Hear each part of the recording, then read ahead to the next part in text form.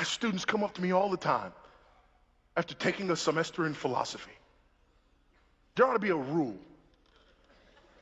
You should not be able to talk about philosophy unless you've had more than a semester of philosophy. If you haven't had any, that's fine. Talk away. But if you've had a semester, you are messed up. You'd be better off just not taking it at all. And they'll come up and they'll say things to me, and they've thought these things out.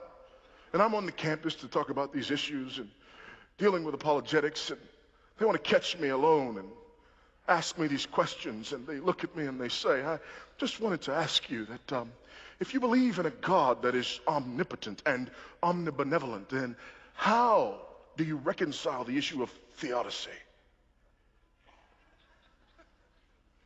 To which I respond, took a semester of philosophy, right? Well, yes, how did you know? Because if you hadn't, you'd have just said, listen, God's so powerful and so good, how come bad stuff happens?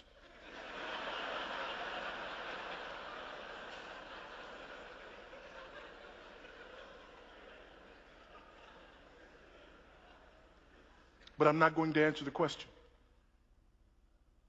until you ask it correctly. I worked on that all week. What do you mean ask it correctly? You're not asking the question properly.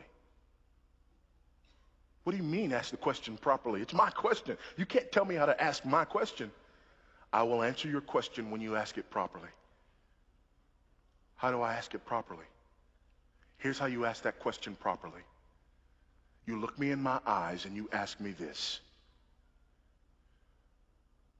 How on earth can a holy and righteous God know what I did and thought and said on yesterday and not kill me in my sleep last night? You ask it that way and we can talk. But until you ask the question that way, you don't understand the issue. Until you ask the question that way, you believe the problem is out there. Until you ask the question that way, you believe that there are somehow some individuals who in and of themselves deserve something other than the wrath of Almighty God. Until you ask me the question that way, until you flip the script and ask the question this way and say, why is it that we are here today? Why has he not consumed and devoured each and every one of us? Why, oh God, does your judgment and your wrath tarry? When you ask it that way, you understand the issue. When you ask it the other way, you believe in the supremacy of man.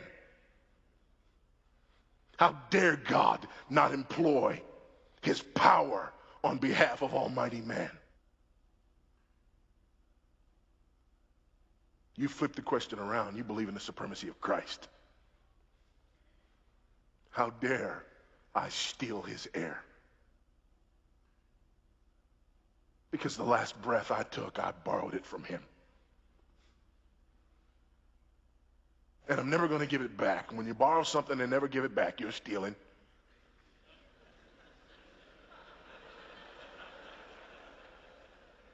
Some of you need to take a moment and get right now.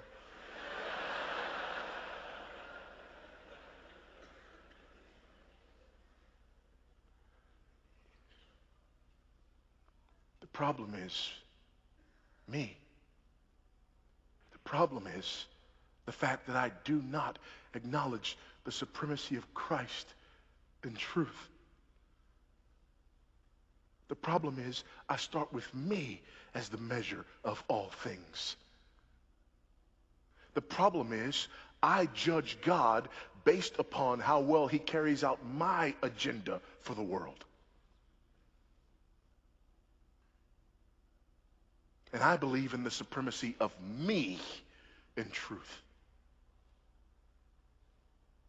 And as a result, I want a God who is omnipotent but not sovereign. If I have a God who is omnipotent but not sovereign, I can wield his power. But if my God is both omnipotent and sovereign, I am at his mercy.